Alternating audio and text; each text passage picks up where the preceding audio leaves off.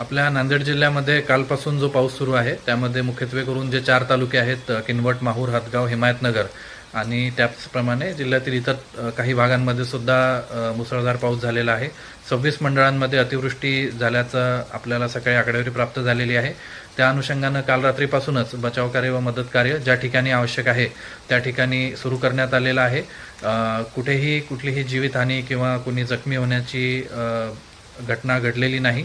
मात्र काही ठिकाणी अगदी कमी प्रमाणात का होईना परंतु घरांची पडझड, पशुधनाचं नुकसान आणि शेतीचं मात्र मोठ्या प्रमाणावर नुकसान झालेलं आहे. त्याबाबत पाऊस ओसरताच आपण पंचनाम्यांची प्रक्रिया सुरू करतो आहोत. या अनुषंगानं सर्व जिल्हावासियांना जिल्हा प्रशासनातर्फे माझं आवाहन राहील की आपण धोकादायक असणाऱ्या परिस्थितीमध्ये जाऊ नये. विशेषतः जिथं जलप्रवाह हे आता भरलेले आहेत आणि ते वेगानं वाहत आहेत अशा ठिकाणी कुणीही जाऊ नये. त्याचप्रमाणे जर रस्ते कुठं बंद झालेत किंवा बंद असतील तर अशा ठिकाणी सुद्धा आपण जाण्याचा प्रयत्न करू नये. सर्वप्रथम आपण स्वतःची काळजी घ्यावी. प्रशासन याबाबतीत पूर्णतः सतर्क असून कुठलीही अडचण आल्यास आपण आपल्या नियंत्रण कक्षात संपर्क साधू शकता.